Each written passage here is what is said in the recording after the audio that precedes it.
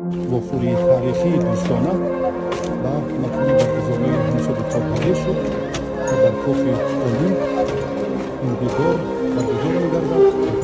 و استقبال دستان سالیانیسم از آذربایجان رو فقط کنیم که بیشتر داریم که بود و این حالت مسئولیت و در حاله آمادگی قهرمانی جهانی فوتبال که در این دو کشور برگزار می‌گردد از خود مهارت و هنر بهتر نشان خواهند داد. با امید و فریاد با امید